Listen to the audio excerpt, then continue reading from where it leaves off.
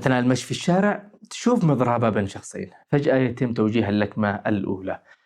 الضرب ممكن يكون أحد الأمثلة الأولى التي تخطر في بالنا لما نفكر في العنف، لكن في عدد من التصرفات الأخرى التي تؤلم دون جرح باين. دورنا كمحققي ومحققات التعايش هو التحقيق في الجوانب اللي تعزز التعايش في مجتمعاتنا.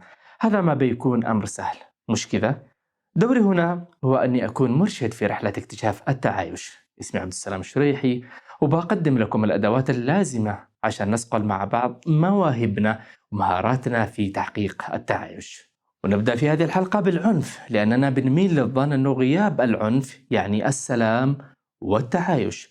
هذا صحيح، لكن فقط إذا أخذنا في الاعتبار جميع أشكال العنف، مش بس العنف الجسدي المباشر. وقف الشخاب يتحقق واسكبي لي شاهي. يا ابني الدبة جنبك والقلاصات جنبك، اسكب لنفسك. مش شغلي، كفاية أنا طول اليوم وأنا أدور على شغل. خذوا الشاي، الحاجة الوحيدة اللي تعرف تعملها ونستفيدوا منها. فين كان أيام زمان كانت تطبخ لي ما لذ وطاب وكنت أتدلع. دحين مشغولة لي بالعطور والكريمات، وعادوا يا ريت إنه تعرف تصلحه. كمال لا تتكلمش معي بالطريقة دي. هل نقدر نشوف الآلام على وجه أمل؟ الإساءة اللفظية، الشتائم، التهديدات هي أمثلة على العنف النفسي غير المرئي. غير مرئي لأنه يتخذ أشكال ما نقدر نشوفها بالعين المجردة. خلونا كمان نكتشف مع بعض شكلين آخرين من أشكال العنف أيضا غير مرئي. الشكل الأول هو العنف الهيكلي، وهو نظام أو هيكل يتم إنشاؤه بطريقة تسبب الألم لبعض أو لكل الناس. مثلا في نظام الفصل العنصري في جنوب أفريقيا، وبموجب القانون ما كانوا بيعتبروا إيذاء السود جريمة. كان النظام القانوني عنيفا جدا وبطبيعته. هل نقدر نفكر في أمثلة ثانية للعنف الهيكلي؟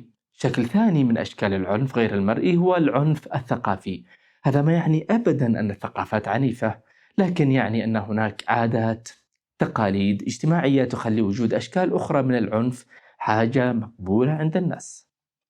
ما شاء الله على ليلى، نشيطة ومرحة وبتخدمها الكل. ليلى بنت صغيرة وما ينفعش نحمل لها المسؤولية كلها.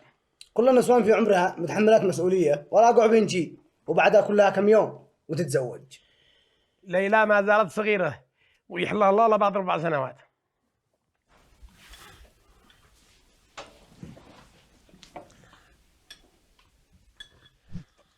باين أنه ليلى مش مهتمة بالزواج. ليش؟ لأن تزويج النساء دون رضاهن هو شكل من أشكال العنف الثقافي اللي يسلبهن الإرادة الحرة، واللي بيجعل أشكال العنف الثانية مثل التنمر والإساءة اللفظية والعنف المنزلي أكثر احتمالا. وهنا ضروري نتذكر أن كل أنواع العنف مترابطة. نأخذ مثلا العنف المنزلي المنتشر في العديد من البلدان. تقول امرأة لأمها أن زوجها يعنفها، ترد الأم: هذه ثقافتنا، دائما الرجل يؤدب زوجته، اصبري ولا تقولي لأحد وإلا بتصير مشكلة وتجيب العار لعائلتنا. دون دعم العائلة ما بتقدر المرأة أنها تروح للشرطة أو تطلب المساعدة من خارج إطار حياتها اليومية، وتكون وحيدة وضعيفة. وإذا كان عندها أطفال من الرجل اللي بيعاملها بشكل سيء، بيكون وضعها أكثر تعقيدا، لأنه بدون هيكل أسري وقوانين تحمي المرأة وتدعمها في مثل هذه الحالات، فإنها تصير خاضعة للممارسات الثقافية اللي تجعل العنف ضدها أمر طبيعي، وأيضا للهياكل التي تضفي الشرعية على هذا العنف. هذه الأشكال غير المرئية من العنف هي الأسباب الجذرية لاستمرار العنف المرئي مثل الضرب. في المرة الجاية اللي نشوفها ونكون جزء من مواجهة عنيفة، خلونا نحاول أن نكتشف أشكال العنف المرتبطة بها. ليش؟